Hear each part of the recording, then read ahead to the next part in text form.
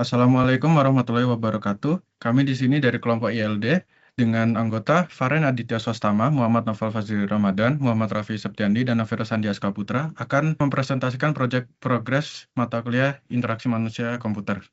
Next. Berikut adalah step-step dalam presentasi kami. Next. Baik, step pertama, know your user. Yang pertama, verifikasi problem internal. Yang pertama ada tahapan, yaitu mengidentifikasi permasalahan, tujuan dan motivasi pengguna, kendala dari pengguna, konteks penggunaan, situasi lingkungan dan user, kemudian melaksanakan survei, mengumpulkan data survei, evaluasi data, dan pembuatan user persona. Berikutnya evaluasi sistematis. Setelah mengidentifikasi hal-hal berikut, dilakukan survei dengan user, yang mana hasil datanya akan dikumpulkan dan dievaluasi untuk membuat user persona. Dokumentasi terstruktur, yaitu segala tahapan akan didokumentasikan dalam bentuk laporan. Kemudian analisis dan evaluasi. Permasalahannya yaitu platform Yggdrasil sebagai platform utama untuk segala kepentingan di Telkom University yang menyediakan berbagai informasi seperti proses studi mahasiswa dan juga hal-hal non-akademik lainnya. Kemudian user goals and motivation. Platform Yggdrasil dikembangkan untuk membantu mahasiswa melalui perjalanan studi mereka, dosen dalam karir mengajar, dan pegawai kampus dalam pengelolaan alur akademis. User pain, salah satunya navigasi halaman yang membingungkan. Kemudian ada konteks penggunaan, seperti mahasiswa untuk keperluan tertentu seperti arsip nilai, dosen, pegawai untuk proses absensi dan menginputkan nilai, kemudian orang tua untuk memantau nilai dan presensi dari mahasiswa. Terakhir ada situasi lingkungan dan user. Pengguna dari Yggdrasil terbatas pada lingkungan dan warga dari Telkom University. Next, verifikasi problem dengan user dan atau stakeholder. Berikut adalah pertanyaan dan beberapa jawabannya. Next. Oke, kemudian ada analisis dan evaluasi dengan responden. Yang pertama, mayoritas responden jarang atau hanya sesekali menggunakan Yggdrasil. Kedua, sebagian besar responden merasa bahwa informasi di Yggdrasil sudah cukup mudah untuk ditemukan. Kemudian desain UI Yggdrasil cenderung negatif, lebih dari setengah responden menilai UI Yggdrasil kurang menarik. Kemudian ada fitur yang dibutuhkan, contohnya seperti masuk otomatis atau login otomatis. Kemudian ada masalah dan kendala, salah satunya adalah UI yang membingungkan dan terlalu banyak fitur yang tidak perlu. Kemudian kritik dan saran, salah satunya adalah perbaiki UI dan tingkatkan UX. Terakhir ada user persona. Next. Berikut ini ada contoh user persona dari kami. Next. Step kedua, memahami fungsi bisnis. Yang pertama, proses bisnis keseluruhan, system requirements, dan user mental model.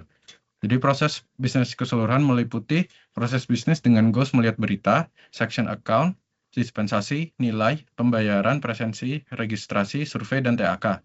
Kemudian ada system requirements yang meliputi functional dan non-functional requirements. Kemudian ada user mental model yang meliputi berita, akun, dispensasi, nilai, pembayaran, presensi, registrasi, survei, dan TAK. Next. Step ketiga, memahami proses desain UI. Yang pertama, tes analisis. Yang pertama ada akun, yaitu akun dibutuhkan untuk login ke sistem. Berikutnya ada dispensasi untuk mengirimkan pengajuan dispensasi kuliah. Berikutnya ada nilai untuk mengecek nilai per mata kuliah dan mengecek IPK. Kemudian pembayaran digunakan untuk membayar salah satunya untuk membayar UKT. Next. Kemudian ada presensi digunakan untuk mengecek daftar kehadiran. Berikutnya ada registrasi yang dapat digunakan untuk memilih mata kuliah sesuai jumlah SKS. Lalu ada survei yang dapat digunakan untuk memilih survei yang tersedia dan mengisi beberapa pertanyaan surveinya. Kemudian ada TAK yang digunakan untuk mengisi data kegiatan dan mengunggah dokumen bukti untuk mengajukan poin TAK. Terakhir ada berita yang digunakan untuk mengakses informasi akademik. Next.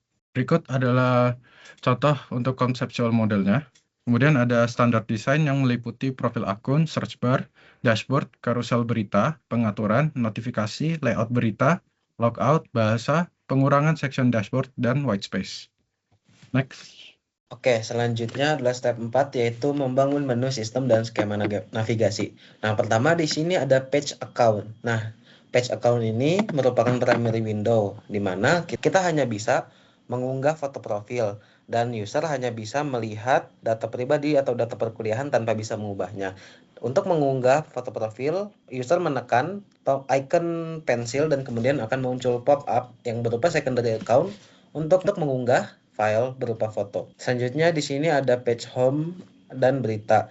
Nah, di page home ini akan terdapat berita-berita yang berupa karosel dan berita-berita yang disejajarkan dalam 3x3. Nah, ketika berita ditekan akan memunculkan page baru yang berisi detail berita. Selanjutnya, nah di page home juga ada dashboard yang bisa ditekan dan akan memunculkan menu-menu yang telah kita pangkas atau kita ringkas menjadi home, nilai, presensi, pembayaran TAK, survei, dispensasi, dan lainnya. Lainnya ini berisi menu-menu yang jarang digunakan oleh user. Selanjutnya adalah page nilai. Nah, page nilai ini berisi nilai ekuivalensi dan nilai keseluruhan.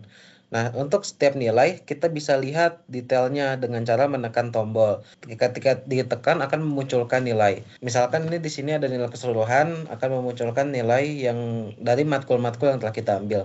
Nah, ketika menekan tombol lihat statistik nilai akan muncul pop-up berupa statistik nilai yang kita peroleh. Di sini contohnya nilai A lebih banyak diperoleh daripada nilai lainnya. Selanjutnya adalah page kehadiran. Nah, page kehadiran di sini adalah kehadiran dari matkul-matkul yang sedang kita ambil. Juga kita bisa melihat detail dari setiap mata kuliah. Contohnya ketika kita menekan tombol detail yang ada di kolom lihat detail akan memunculkan pop-up berupa detail dari presensi kehadiran dari matkul tersebut. Contohnya ketika tanggal berapa, dosennya siapa, jam dimulainya berapa, dan lain-lain. Selanjutnya adalah menu pembayaran. Nah, menu pembayaran ini menampilkan pembayaran-pembayaran yang telah kita lakukan dengan sebuah tombol untuk melihat detail pembayaran dalam sebuah pop-up. Nah, detail pembayaran ini memunculkan detail-detail dari pembayaran yang telah kita lakukan seperti tahun ajar, semester, totalnya, dan status pembayaran serta cara pembayarannya. Nah, selanjutnya transkrip aktivitas kemahasiswaan atau TAK. Nah, TAK ini hanya akan memunculkan sebuah link yang akan menavigasi user ke website lain untuk mengajukan TAK. Selanjutnya adalah page questionnaire atau survei. Nah, di sini user bisa melihat survei-survei mana yang telah dikerjakan dan belum dikerjakan. Nah, ketika survei belum dikerjakan, user bisa menekan tombol pada kolom status untuk mengerjakan survei. Nah, di sebelah kanan ini primary window untuk ketika user mengerjakan survei. Nah, selanjutnya ini adalah page dispensasi. Nah, page dispensasi hanya memunculkan dispensasi-dispensasi yang telah kita lakukan, hanya memunculkan 3 dispensasi dan tombol next, previous, first, last untuk navigasinya. Nah, selanjutnya adalah tipe window yang akan dijelaskan oleh Raffi. Baik, untuk tipe Windows-nya. Di sini kita ada 2 tipe Windows, yang itu ada primary dan secondary-nya. Di sini untuk primary-nya kita ada 4. Di sini ada home dan data, buat data print. Lalu ada presentasi kehadiran dan data nilai. Selanjutnya, di keduanya ada secondary window-nya yang berupa sidebar atau pop-up. Sidebar itu yang ini tadi, yang home, seperti yang tadi sebelumnya, dan ada pop-up yang seperti ini, seperti detail pembayaran dan juga untuk edit foto profile. Selanjutnya, yang lain seperti yang lainnya ini agar memudahkan pengguna jika klik seperti lihat statistik nilai atau seperti melihat tombol fitur lainnya, maka akan keluar fitur-fiturnya dan akan keluar juga statistik yang diminta dengan fitur pop-up-nya. Lanjut untuk step 6 dan step 7, di sini kita memilih perangkat interaksi yang tepat dan memilih screen based control yang tepat. Untuk step 6 dan step 7, di mana step 6 ini akan memilih perangkat interaksi yang tepat dan step 7 memilih screen based control yang tepat. Di sini untuk akun kita hanya akan diminta untuk menginput sebuah foto untuk update foto profilnya. Dan untuk kontrol page-nya itu kita hanya menggunakan point klik dan menggunakan mouse saja. Lanjut untuk yang home dan berita itu sama, kurang lebih hanya klik dan point and klik saja. Kita hanya mengklik bagian home dan berita dan akan muncul sampel seperti ini. Lanjut, untuk nilai juga sama, tidak berbeda jauh dengan yang lainnya. Di sini jika kita mengklik nilai, akan keluar semua nilainya dalam bentuk tabel. Lalu user akan menerima hasil output dari nilai-nilai yang dibutuhkan. Dan jika akan melihat detail, ini akan keluar sampel seperti ini, yang ada banyak nilai di sini dan juga ada statistik nilainya untuk jika diperlukan. Untuk presensi juga sama, kita hanya klik fitur presensi, lalu di sini akan keluar berdasarkan mata kuliah dan presensi, lalu jumlah kehadiran yang kita hadir saat kita hadir. berdasarkan tahun ajarannya. Untuk pembayaran juga sama kurang lebihnya. Untuk pembayaran akan keluar tabel-tabel pembayaran, lalu berdasarkan semester dan juga apakah sudah lunas atau belum dari statusnya. Jika kita mengklik detail pembayaran, maka akan keluar detail pembayaran seperti ini dalam sampel.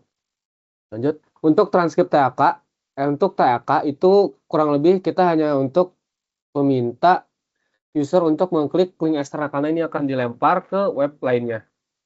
Lanjut, untuk survei kurang lebih juga sama, kita hanya melakukan klik dan ketik untuk mengisi surveinya. Dan jika survei sudah terisi, maka akan ada approve-nya dan jika belum, maka akan dipending jika belum ini akan warna merah seingat saya. Lalu untuk dispensasi juga kurang lebih sama seperti survei tadi. Jika hijau maka sudah di-approve, kalau tidak di-approve maka akan merah. Jika masih dipending atau masih dipertimbangkan maka akan berwarna kuning. Outputnya kurang lebih seperti ini dan terlihat sampel juga. Ada tata cara untuk pengajuan dispensasi. Baik, untuk step 8 dan 9 akan dijelaskan oleh Farhan Aditya Swastama. Oke, untuk di page akun untuk eksplorasinya mungkin kita mengubah foto profil dengan mengubah data profil. Di sini kita jadikan satu page sehingga kita cukup menamakannya edit profil, dan untuk mengubah foto profil dan mengubah data-data lain kita hanya perlu mengakses satu page saja. Itu untuk akun. Lalu untuk home dan berita, di sini eksplorasinya mungkin ada di fitur bookmark berita yang disusun berdasarkan terakhir kali upload di home, dan jika ada berita baru maka berita yang sebelumnya itu akan tersimpan di bawah dan masih bisa dilihat. Lalu untuk nilai di sini eksplorasinya kita melihat indeks versus indeks nilai di Yggdrasil itu pada kolom nilai keseluruhan. Kami pikir penulisan indeks sudah cukup karena konteks di sini adalah indeks nilai yang bisa dilihat kolom indeks di menu nilai. Lalu untuk presensi, untuk eksplorasinya di sini ada tombol di bagian lihat detail.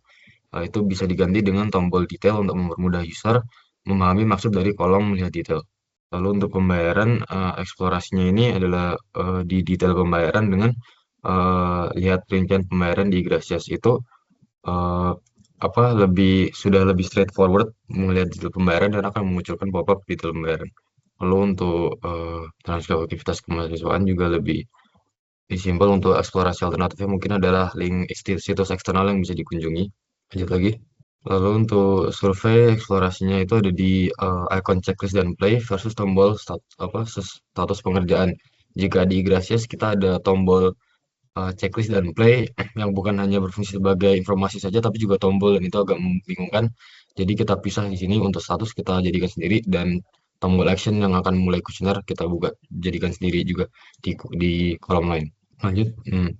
Untuk dispensasi juga sama, mungkin kami eksplorasinya mengganti statusnya dengan status approve, reject, dan pending dengan color code.